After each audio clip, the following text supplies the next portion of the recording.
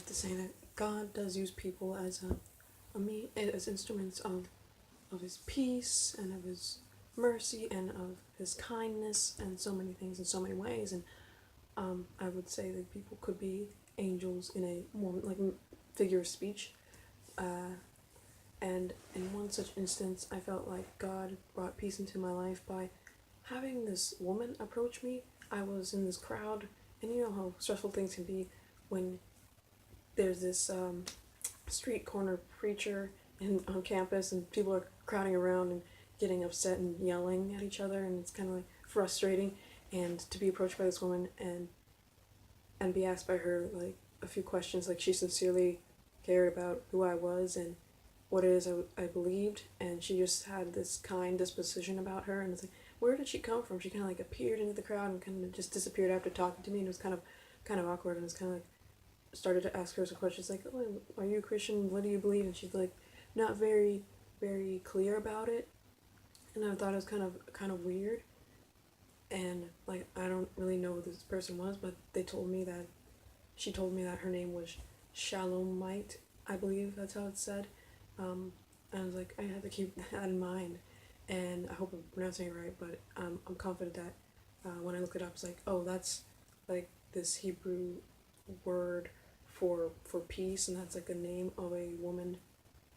And she was given this name, I imagine, because it means peace, and I remember like, oh yeah, the greeting back in the day was shalom, and maybe for some today, the greeting is shalom, and it's like peace be with you, and I was like, yeah, I felt that, even though it's frustrating to be in this crowd and wanting to reach out to people, but not believing that I can, and it encouraged me, and it helped me realize that, yeah, I do have this mission to reach out to people and share the faith with them, and it gave me the confidence and the courage I needed to continue to do that, even though it was pretty difficult for me, being like this introverted person and somewhat shy, and also like frustrated by the whole situation. Like I needed that consolation there, and also that encouragement to continue at it, because it's hard for me to believe that sometimes I'm doing what God really wants. Like, is this something that I'm just doing for me? Am I doing actually what God wants? And it might be like, okay, yes, I am. God does want me to reach out to people and share the faith with them, and as long as I have the confidence that I need myself, and of course the confidence I need in Him, have Him take the lead and Him be at the heart and center of everything, then everything will be fine, and that I should be more at ease, and that it helped me to continue to reach out people and sometimes meet people who I believe I needed to meet, and I made some friends, or at least a friend that I thought that God decided to work through me to help bring peace in their lives, and in turn. And I thought it was like a pretty amazing, and it was crazy like moment. Like I don't even know who that woman is.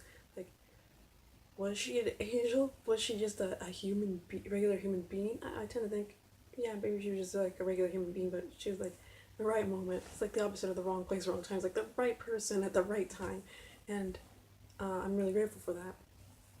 I also wanted to talk about being a core member. Like, I could go on for hours about that because of just the countless, numerous blessings of being in youth ministry and helping out the youth there, and how much help you get by being in there, and how much you learn and how much you grow. But it's awesome also to see the teenagers learn and grow as a community, and grow in a relationship with Christ, as I mentioned before.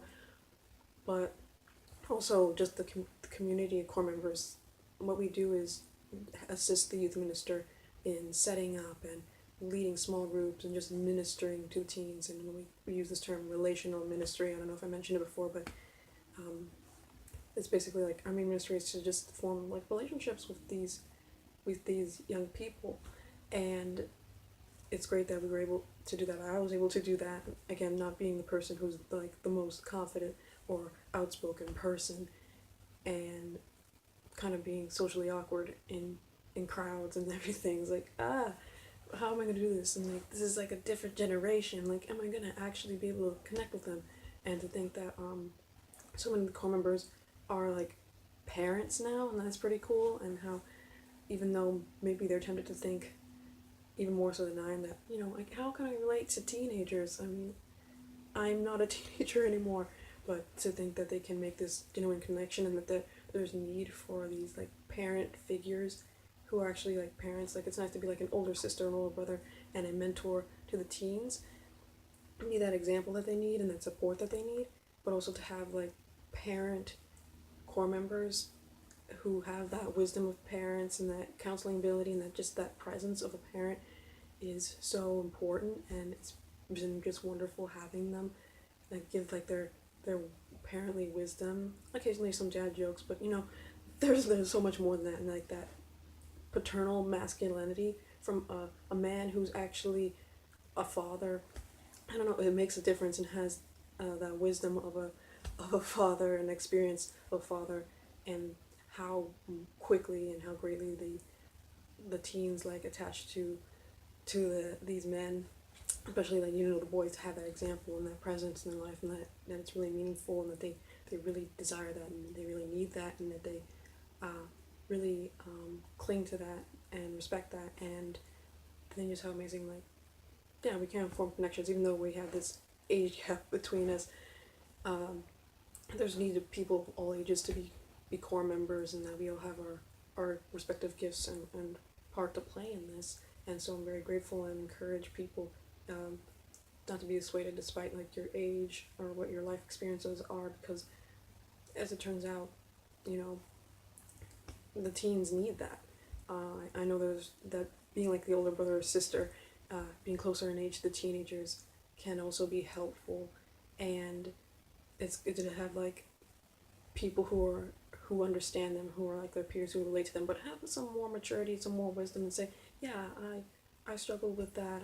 I experience with that, and I know this celebrity. We understand these same talking points and same TV shows and everything, and we can connect on that level, and and I think it's just pretty amazing also to see how much the young men need um, mentorship, and that there's certain things that yeah I get to talk to my brother about, because we drive there together home and back, and yeah there's some things that he only finds appropriate to talk to like a grown man about, and it's good to know that there is some like mature wise men to lead him and to discuss whatever it is he's struggling with. And it's sometimes easier to talk man to man than it is to your sister. Also, maybe I think like when it comes to parents, like teens struggle with talking with their parents, but if they have people who are parents but not their parents, they have that kind of distance. You're not my family, and it's not that awkwardness, but you still have that wisdom and that counsel and that maturity that I need, that guidance that I need, that I just don't feel comfortable getting from my parents right now. And it's nice to have that parent perspective, because it's so hard sometimes when it comes to family to address these things. And hopefully maybe it will make a way for teens and their own parents to build bridges and to be more open and saying, you know, if this friend of mine's parents are willing to talk about this subject, maybe I shouldn't feel so uncomfortable talking about it with my parents, but also to know that, yeah, even if they still feel uncomfortable, that they do have some people with some wisdom who will look their good, guiding them.